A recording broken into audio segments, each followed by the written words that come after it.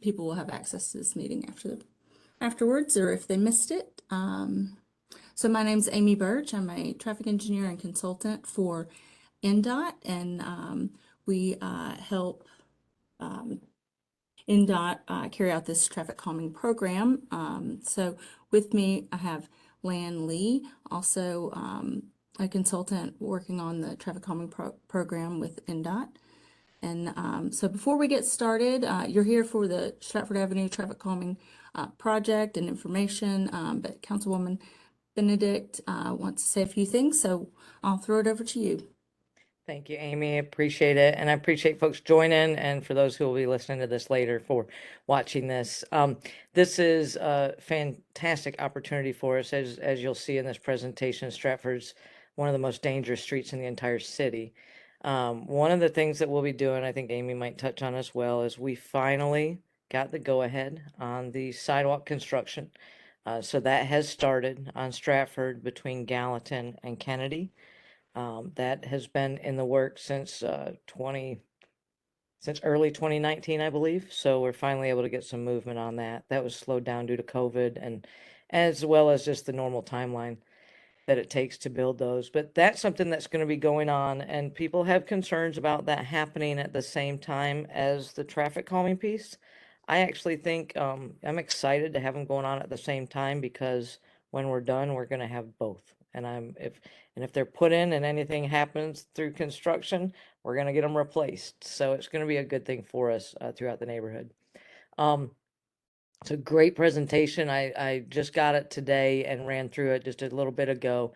And NDOT has updated some information here that's really helpful for us to understand the metrics and how important this is to our neighborhood. It's the top priority for us, and so we're going to continue to fight and get as many of them as we can. District 7 has received more traffic calming awards than any other district, or the same amount as any other district. So we're going to continue to make our streets safer here, and that's my top priority. So with that, I'll be listening in, and I will join in and help answer any questions, but I'm pretty sure that Amy and Lan will be able to take it from here, and I'll be listening in. Thanks so much, everybody. Thank you, Councilwoman. So we'll get started. So again, I'm Amy Birch, a consultant and traffic engineer working on behalf of NDOT for the traffic calming program. And this meeting is being recorded, and we'll post it on NDOT's website, traffic calming website, after the meeting in the next couple of days.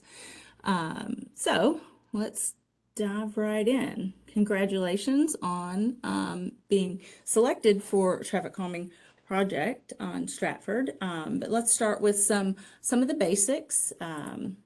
What is traffic calming? So this neighborhood street traffic calming program focuses on residential streets strictly. And we're installing physical solutions to encourage lower speeds, because our ultimate goal is just to reduce speeding on residential streets. So the 3 E's of traffic calming we always talk about are education. So that's informing the public about, the dangers of speeding and the reasons we want people to drive slower on residential streets, or all streets really. Enforcement, that's the work that MNPD does. But engineering is what this program primarily focuses on, is the engineering of the street, modifications to the street to encourage slower vehicle speeds and drivers. So a big piece of what this program is really centered on safety and vision zero. So this chart here is showing the relationship between speeding and the survivability of a crash if you're a pedestrian or hit by a vehicle speeding.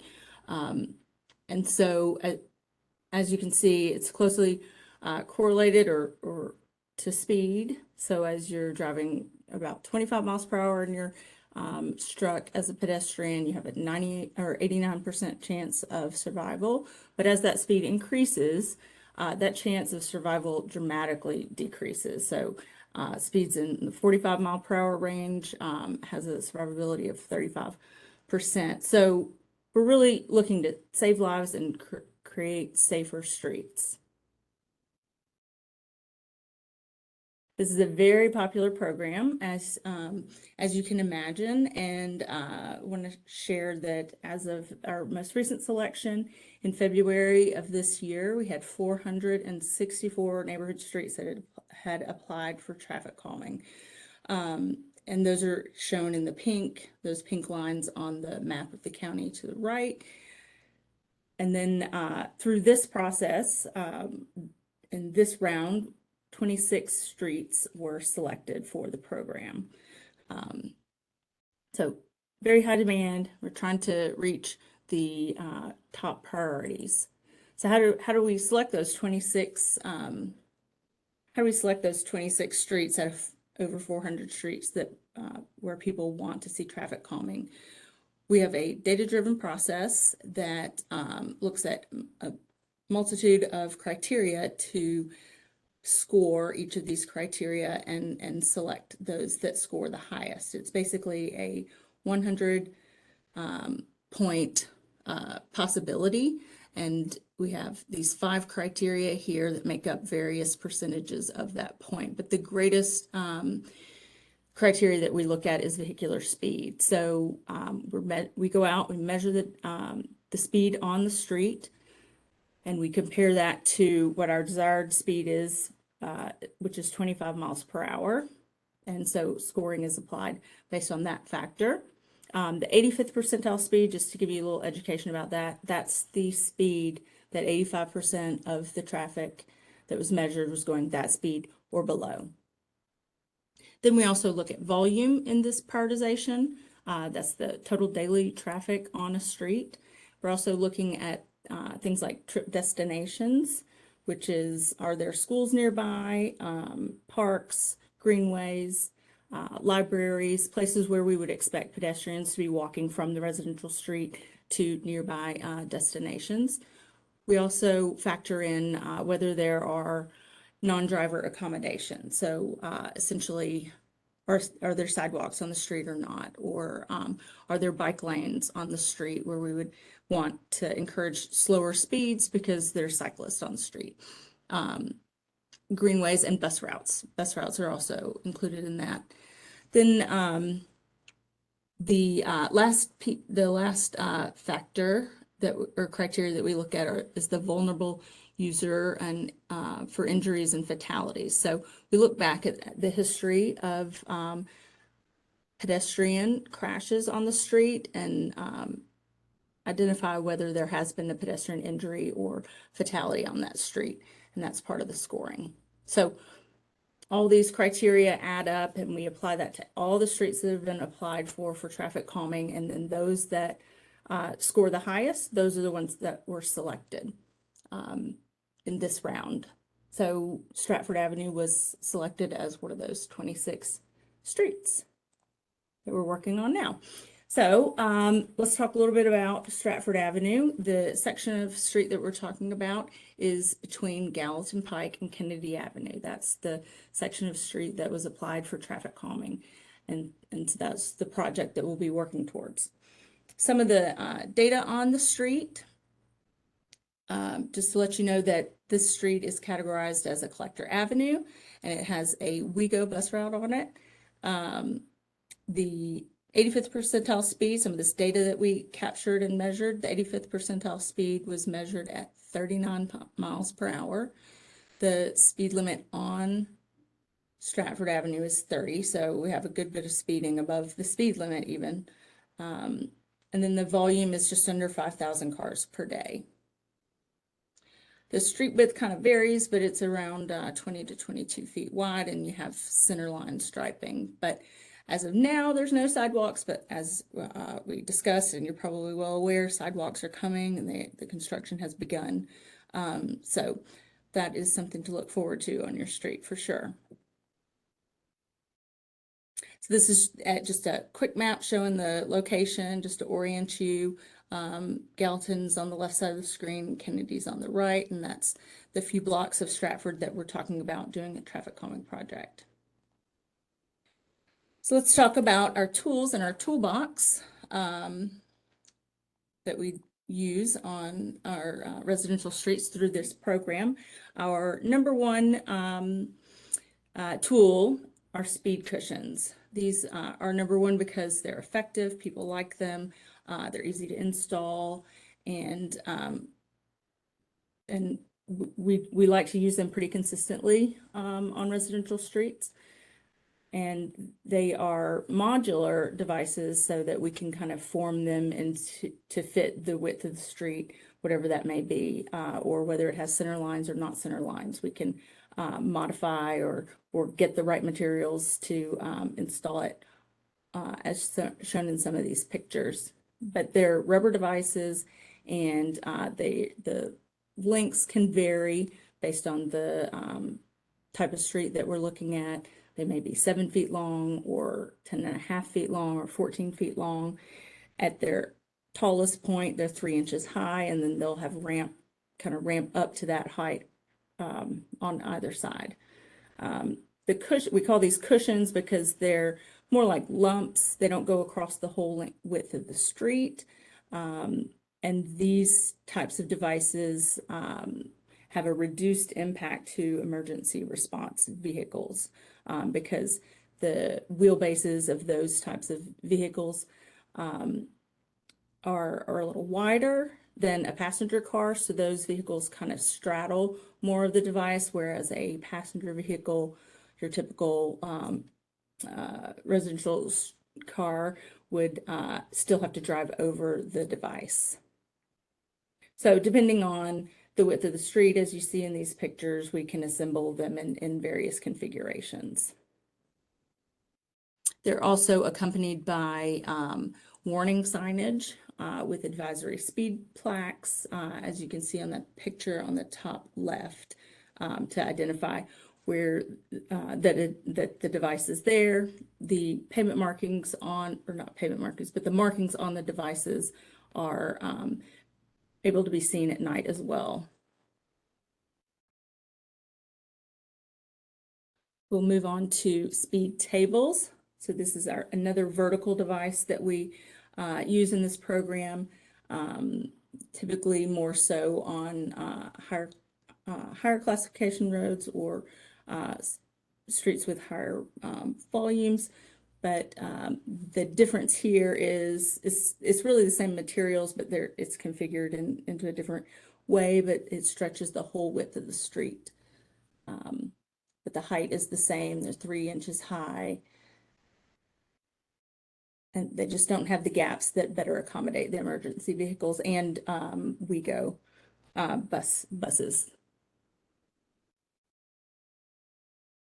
So NDOT has been doing some kind of pre and post data comparison of these vertical measures. And so these charts are showing the average speed comparison and the 85th percentile speed comparison that we've done on the install of speed cushions. And these are the shorter cushions, the 6 feet wide by 7 feet long cushions. But as you're showing in these graphs, the speed has been significantly reduced, and we're really getting to that target speed of 25 miles per hour on the 85th percentile speed after these cushions were installed. And so these measurements are taken between devices, not necessarily at the device. And that's what we're trying to achieve, is a consistent speed along the length of the street. So we'll continue, or NDOT will continue to do these pre and post data measurements for the tools in the toolbox. But right now what we're seeing is they're successful and achieving what we're trying to do, which is slow down drivers. Radar feedback signs are another tool. These are, not vertical measures in the road. They're side-mounted signs that are typically paired with the speed limit sign and will show the vehicle's speed as it approaches the device. These provide, the constant feedback. They're always there. And what NDOT is seeing is they're still effective even after they've been installed for a few months, but our average reductions are about 7 miles per hour for that 85th percentile speed on the locations we've installed them.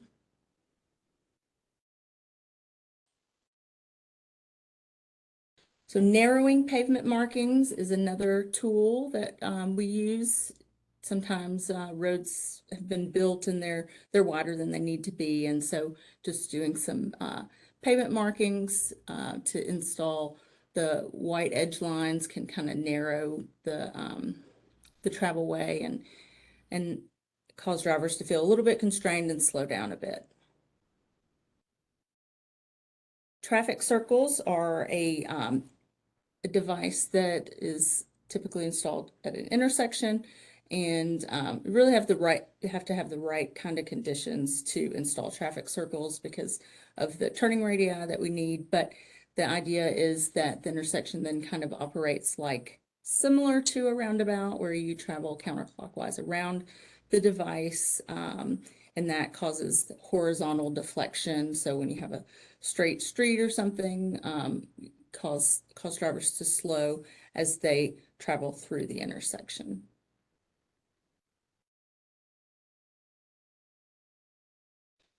Bulb outs and chicanes, we're doing these with paint typically, as shown in these two pictures, but it's a way that we narrow an intersection for these bulb outs shown in the picture on the left, where there may be a wide intersection. If we can tighten the travel way, and which also in this case kind of shortens the crosswalk distance or the distance that pedestrians are exposed to vehicular traffic.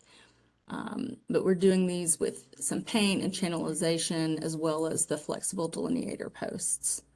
I think this picture is, I think it's on Cleveland Street and maybe 9th Street or 6th Street in East Nashville. And then the picture on the right is a picture of a chicane, or the two pictures on the right. And that is a way to kind of add curvature to a straight street.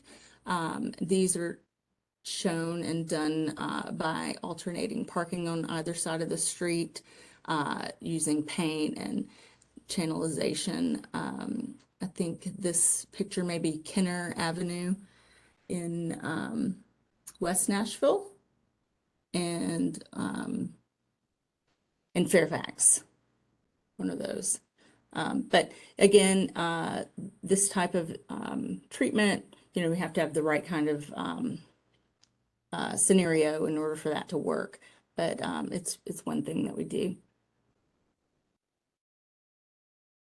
All right, so those are the tools in our toolbox. And then outside of the Neighborhood Street Traffic Calming Program, hopefully you're familiar with the Hub. The Hub Nashville is an excellent way to reach services and report issues to the department. So you can call 311 during typical business hours. There's also an app you can download onto your phone.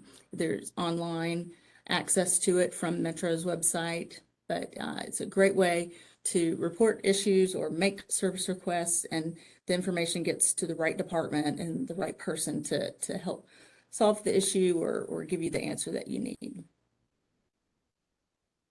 Also, if you're interested in knowing more about walking and biking and facilities, the walk and bike manager is Anna Dearman. Her contact information is right here, and she's a great resource. If you have questions about the walk and bike plan, that's also on NDOT's website. I'll direct you there for all things walking and biking. And beautification, things like neighborhood street cleanups, adopt streets, those types of things. JD Lane is a great resource there. I'll leave those up for a second if you want to jot them down.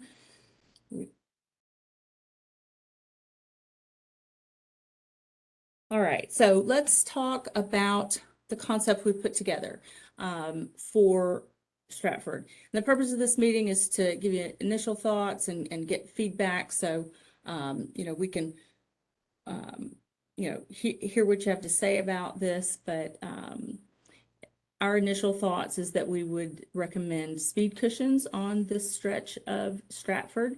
And about 4 is the number we're looking at. These are spaced about 500 feet apart between the signal and the stop sign at the all-way stop at Kennedy. And this would be these would be like shown in the picture to the right.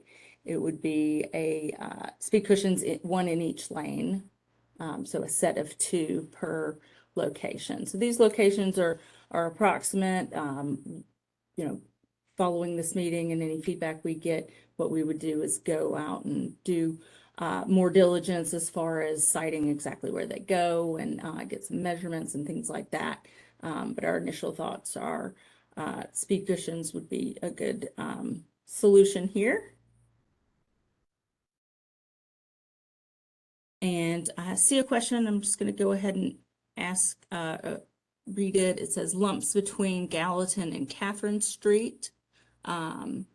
Yes, so one set, I believe we could put one set between the signal and Catherine. It'd probably be closer to Catherine, but that's what we're showing here.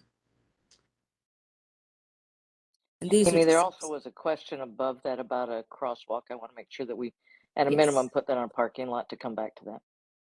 Yes, I see that. I'll go ahead and address that now. What are the odds of getting a crosswalk on Oxford across Stratford right in the middle of this project? So this program doesn't really address crosswalks. That would be something that you could reach out to the hub about. So that, I guess that's all I have about that. We're focused on the devices that slow the vehicles down, not the crosswalk facilities. And I'm sorry then to put you on the spot with that one. No problem. Your way. No I will go ahead. I will go ahead and pass that on to NDOT. But Pam, if you could submit that through Hub, and then email me the case number that you've submitted. You can email me. I'll put it in the chat, Emily.Benedict@Nashville.gov. But please send me that case number, and I'll follow up with NDOT to see what we can do to get a safe crosswalk there. Thank you for that great idea. Okay, so I'm going to leave it here, and if you have any questions or discussion, you can put them in the chat, or you can unmute yourself, and we can discuss and answer questions. Is this the full plan, or is this just slide 1 of the full plan? This is the full concept. We just start with this level of design. It's just a schematic level, and then if this is something that participants in the meeting and councilwomen are happy with, we would go in, or we would go out and do our measurements and put a more detailed plan together, and that's what we would share at the second meeting we have for this project. We do 2 meetings before we move further into the project to make sure people have an opportunity to know about it. So I think what we're looking for is general consensus or feedback on whether you're happy with speed cushions being installed on Stratford, and if this number of cushions is acceptable, I guess.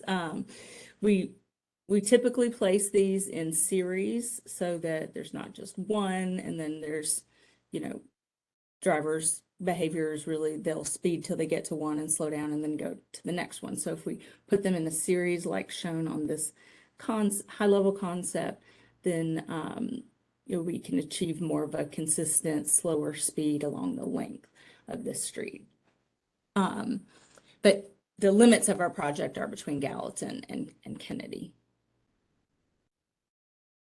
So with the more detailed plan that we'll have prepared for the second meeting, it will be zoomed in. You'll be able to see like between which house and which house these would be installed, that sort of thing. But in general, these are spaced about 500 feet. Yeah, Amy, one of the questions that I've had along the years in regards to Stratford and the dangerousness is potentially, and I see it in the comments, uh, potentially a four-way stop at Catherine Street and potentially a four-way stop at Oxford Street. Couple things I want to clarify. I'd love for you to talk about unwarranted stops. And I don't know if these apply to that or not, but at a minimum, I'd like you, if you don't mind, to describe what that means. But what I like about this plan, well, NDOT has told me a number of times that those locations are not appropriate for a four-way stop. I'm going to pause there and let the community know I take a deep breath at that response. And I'm going to continue to fight to do what we can to make this street safer. I think the right order of operations here is to go through the process with these speed humps and see what this does based on the criteria for Stratford. This was the second most dangerous street in the city in this most recent round of awards. So I want to do all that we can and put in every measure possible. But just like when you have a health concern, you got to take it one piece at a time. I want to try this one piece at a time to see what impact it has. And then from there, determine if we can add in the stop signs. And I like the idea at Oxford of a crosswalk and potentially with beacons or something like that. I'm not going to make any promises on this call, but those are the thoughts that come to mind. That as I look at this, but I do see a comment in the chat as well about a four-way at Catherine. It is, I mean, people fly off of Gallatin and just go right through that intersection as they get ready to go up the hill. It's almost as if that flashing speed limit sign there is the test to how fast can they go as they get down the street. These humps are going to absolutely help with that. But then I think, if a four-way stop is needed, we can add that in. And then since these cushions are modular, we could move them around based on that addition as well. So I'm excited about proceeding with the plan as it is, but this meeting is also about making it better. So keep those ideas coming. Those are great. And I will also add, this is happening on RD. And this is happening on Emmett Avenue in Madison, and this is happening on Lytton? Lytton. Thank you. And so where I'm focused when I talk about traffic calming with the community and listen to you, we really have a problem with folks coming off Gallatin and then getting deeper in the neighborhood. There's just a handful of streets that people use to do that, and that's because we've designed it that way. And my goal would be to get folks to slow down as they head into our neighborhoods so that hopefully as they get into our neighborhoods, they're already acclimated to the fact that they're going to drive slow in our neighborhoods. So again, I think about order of operations and how we can achieve the goals that we want to slow cars down and make sure that people are safe on our streets. I like the idea of taking it piece by piece until we get the right solution. If we throw everything everything out at once, I guess, Amy, so I just spoke a long time. That's great. Could you Yeah, speak good, to good unwarranted info. stops and also any feedback on what I shared? And then there's a bunch in the chat as well. Sure. Let's start with unwarranted stop signs. The NDOT tries to avoid those because of a different type of danger that may be introduced. Whereas if a driver feels like they're unnecessarily having to stop at a stop sign, they may do more dangerous things like run a stop sign, and that could be a problem also. But we use, and in NDOT, I say we, NDOT and traffic engineers, we use stop signs for traffic control. And that's needed for reasons when the volume is so great that a device is needed to control the traffic volume.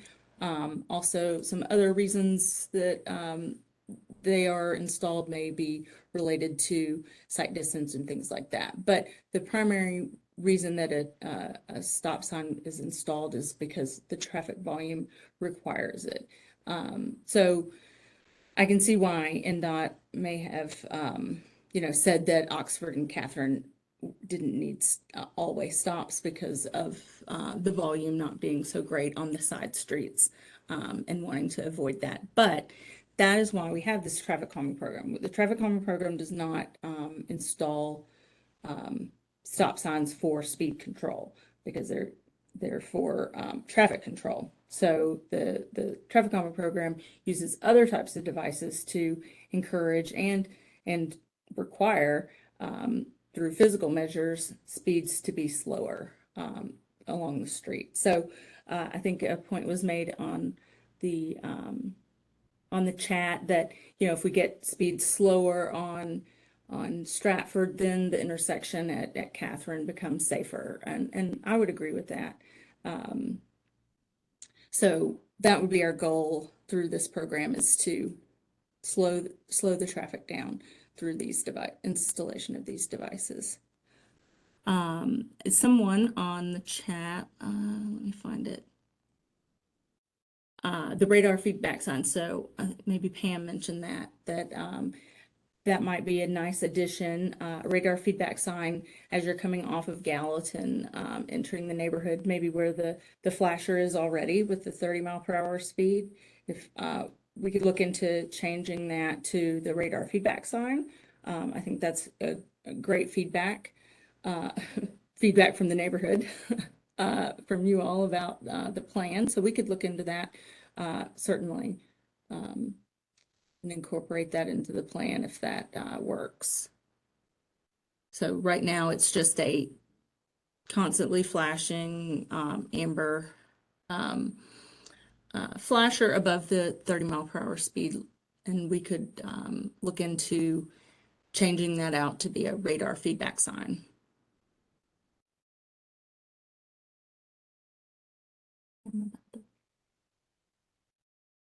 Okay. Let's see. Any other comments about the plan? The other thing is with sidewalks being added to your street, it's just going to feel more urban, I think, and also kind of add to that slowing of vehicles and drivers. And at each of these devices, we will also have the warning sign as shown in this picture associated with it, so that it's just more signage, warning signage about the speed that you should be driving on the street as you come off of Gallatin. Have I missed anything, Councilwoman? And I'm sorry if I missed this answer, but did you speak to why we're doing, why you're recommending speed cushions rather than speed tables? I didn't. I'm Thank sorry you. if you answered that. So. No, I didn't answer that, and the answer is twofold. We like to do the cushions where we can, and use those most often because it has the lesser impact to emergency response vehicles, but also we coordinate with WeGo as we do these projects, and WeGo really prefers, for a street like this, one cushion in each lane so that they can more easily straddle the device. And so that they're just preferred by WeGo as well. So when we have a route that is a WeGo route, we want to try to incorporate that. Thank you for that. And could you, so a car's access and even a big, massive Ram pickup truck, wheel Yes, they base or still, whatever it's called, right. they cannot straddle these. So it's gonna, no matter what, any vehicle is gonna have to hit the speed cushion. There's no way for them to go around them. If for some reason, once they're placed, if there's locations that they're placed where I'm looking at the picture here, let's hypothetically say that somebody could go over to the right on that shoulder and get around the speed hump, then Mhm. NDOT will come back out and reevaluate that to make sure that that can That's be right. prevented. Yes, we do that if it becomes an issue. We have gotten better about, like, even in this picture showing where the sign is placed at the device, the sign kind of acts like a deterrent from going off-road to go around it. On one side of the street, you're going to have a curb now after the sidewalk project is complete. So that's that'll kind of work with that as well. But yes, if it becomes an issue, if people are driving around them in someone's yard, there we can use the flexible delineators and install those kind of on the outside of the lane to prevent vehicles from going around them. So passenger cars have a narrower access for their wheelbase, and so they have to go over them. Now, some people may choose to go one wheel on and one wheel off. They, for whatever reason, think that might be more comfortable and easier. It is not. The best way to go over them is straight on, and they that slows you down, but it's also not like a really rough ride. So that would be my recommendation to you all, if these are installed, is to drive straight over them as they're designed to. But yeah, we can adjust after the fact if it becomes an issue, but we try to avoid that as we locate exactly where they go. So the wider wheelbases, like an ambulance and a fire truck, they still touch the devices, but they have less of an impact as they ride over them. But right, but passenger vehicles really can't avoid them based on the way we configure them in the road.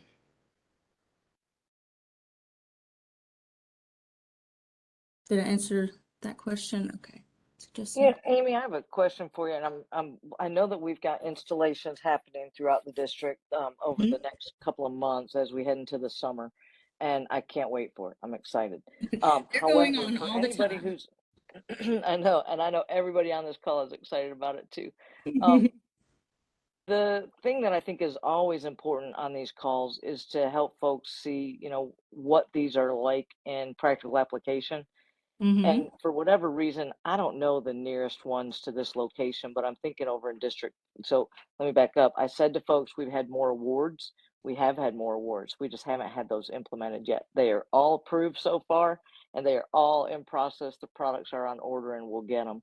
In the meantime, there are some locations around us nearby that have these, that if you have questions about how they work, definitely go drive one of those streets.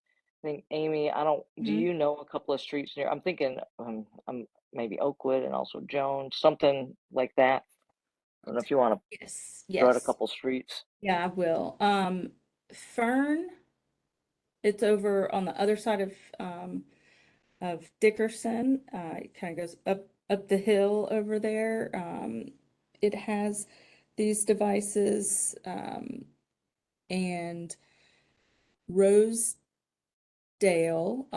which is off Rosedale Avenue, which is off of Douglas. So from if you go west of Gallatin on Douglas, past the railroad crossing, past Ellington, to the right is a street called Rosedale. It's a median divided street, and I believe those have recently been installed. That's And I in like, think the Cleveland Park Jones area, and Jones has is a big tables. one. If you go down Hart Lane and take a left.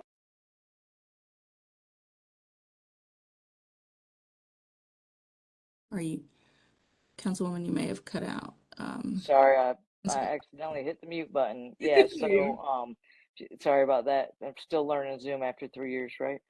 Um, so if you go down Hart Lane, just before the school, you take a left down Jones.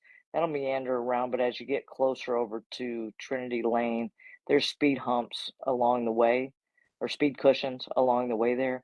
That's one of the easiest locations I've found near us to check these out, but there are the other ones that Amy mentioned.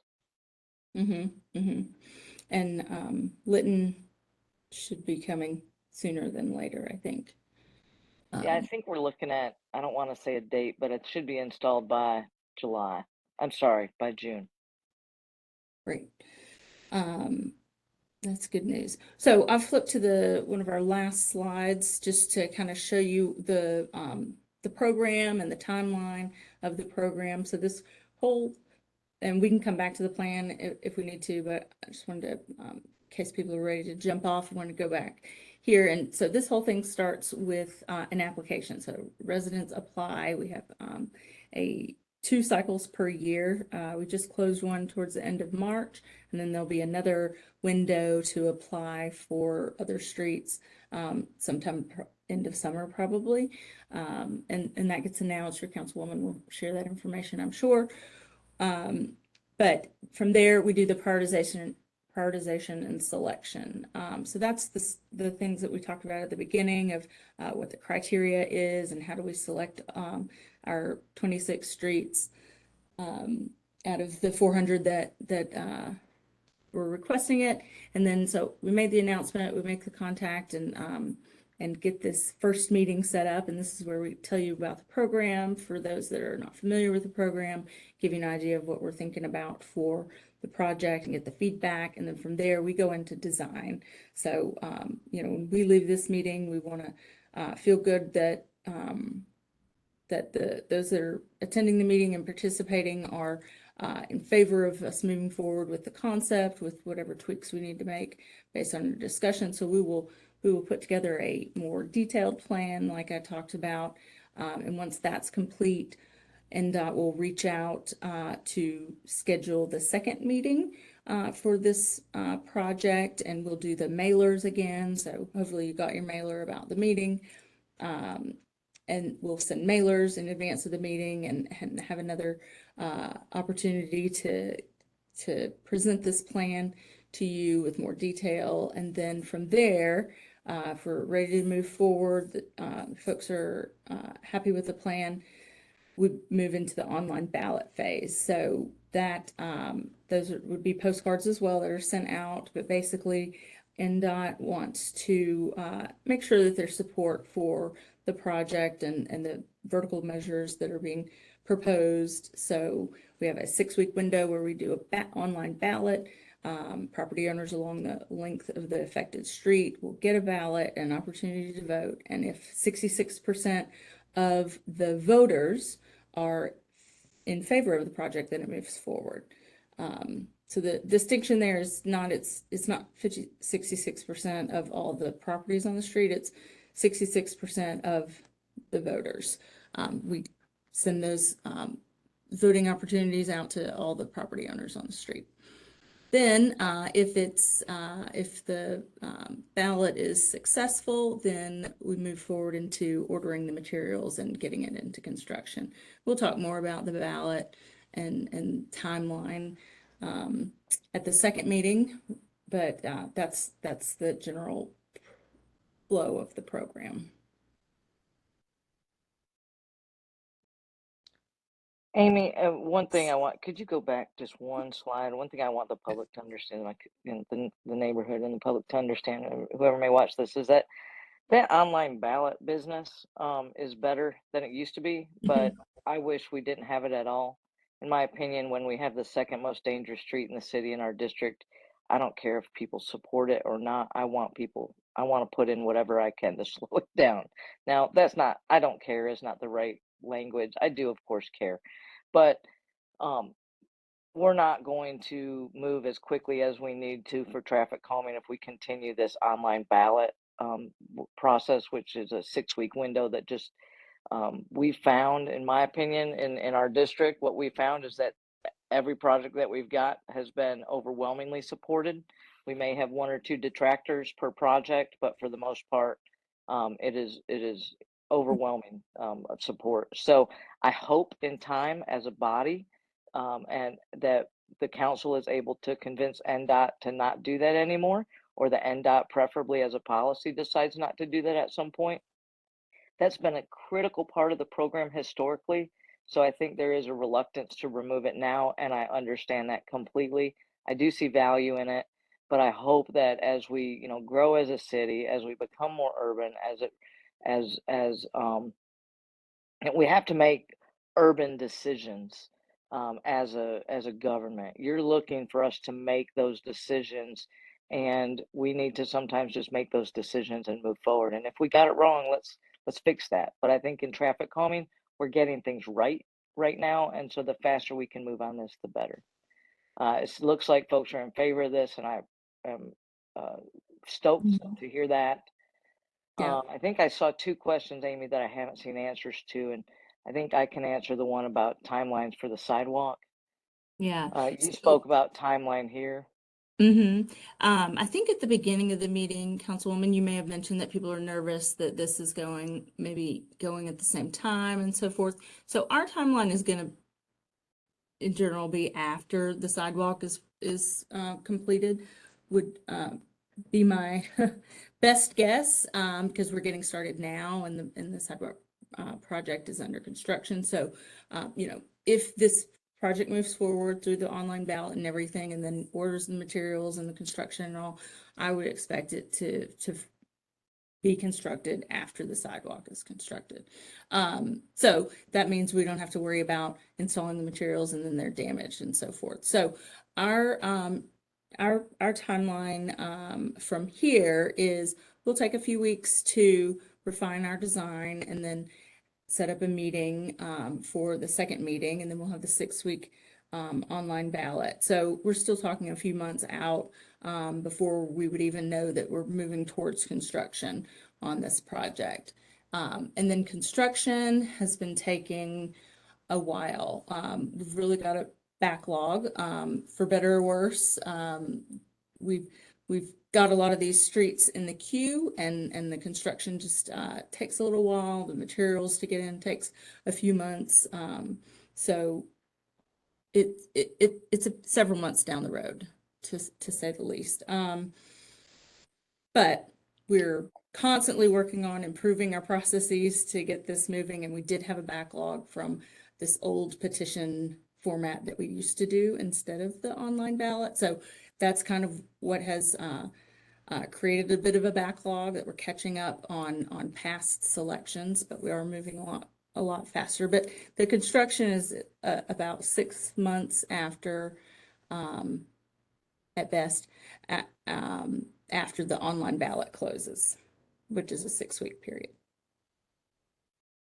So I feel pretty good that the sidewalk should be complete by then.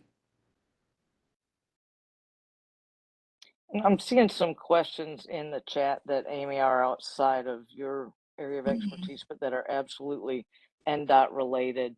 Are those being captured, or should I export the chat after this to make sure that we're getting those questions answered? Um, I probably should export the chat, is what I think. yeah, So I would recommend that, but I will also. no, I've got it. I just wanted to. I didn't know if there was a better way to do it. So No, and I don't know the answer to that about whether the street will be resurfaced after the sidewalk project's complete, but at least some patches will be done, but I can't answer that question about it. I guess, Carrie, can I put you on the spot? Do you remember with Greenfield, was it paved after? After what? After, I'm sorry, after the sidewalks were completed. Seems like it was. I believe so, yes.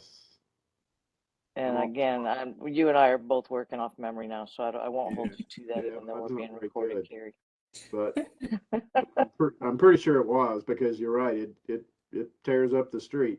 Are they doing the same kind of stormwater work, or is that what they're doing They right now? absolutely, they absolutely are. Yep. And that's what takes the longest part of this, is that stormwater management piece of it underneath where the sidewalk's going to go. Mm-hmm. Mm-hmm. but yeah, it'll have curb. And so that's the thing Amy mentioned, is that on one side of the street, it's going to have a curb like what you see on Greenfield, where you've got the curb and the gutter. And so the storm water is going to be better managed. And then that curb is going to be there, which is a great way to, you know, get your tire a little messed up. So hopefully people will, um, um, people will have a very hard time going around a speed hump that direction. The other direction, there should be a sign there, so we should have hopefully no concerns about that. And again, I personally, I really appreciate the community submitting the application, getting this going. It's only because of the community that we're having this meeting today. I'm going to continue to fight for as many projects of these for the entire district, but I can't get those projects if not for community members submitting these applications. So thank you to whomever is on this call that did that. Amy, I know you've got the neighborhood champion set up on these. We've got so many projects. I don't have everybody straight, but this is just a wonderful win for the community. I agree.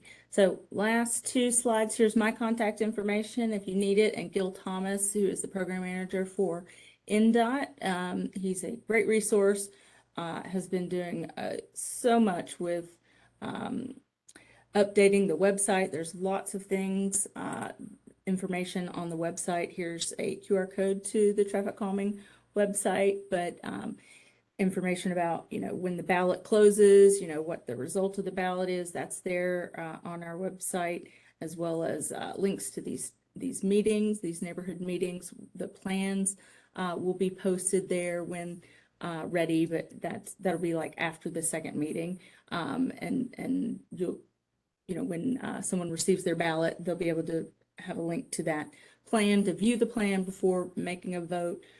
So that's just a lot of information about the program is on this website too. So what I'm just going to do a quick wrap up for what I'm hearing about the concept, so we can move forward with the more detailed design.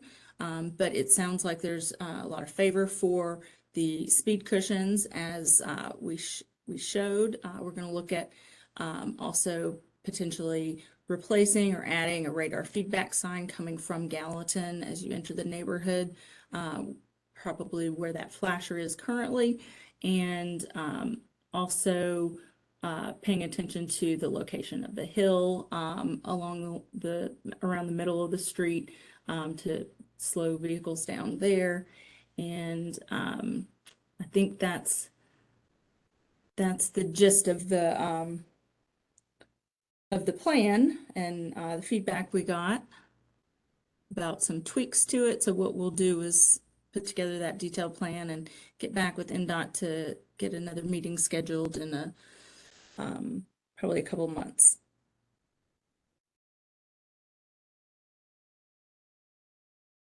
Awesome. Amy, team, everybody in the community, thank you so much for joining us today. We'll wrap it here. I will push this link out as soon as I get it, probably tomorrow. I'll push this link out through my newsletter and also on Facebook and Twitter and Nextdoor. And I'll also include one image of what the design looks. I'll include a couple images from the presentation so that it'll hopefully make some good context and information out in the community. So I'll be out there on the street knocking doors this summer. I walked Stratford many times. I've lived in the neighborhood many times. I get how dangerous it is from knocking doors there 4 years ago. And I am excited for those of you who live there. This is going to be a great quality of life change for you, which is one of the things I hope you've sent me here to do. And I'm excited as I continue to say about this. So Amy, thank you so much. I'm going to go ahead and stop now. We've been on the call for an hour, and I'll let you wrap it up and close out. Thank you.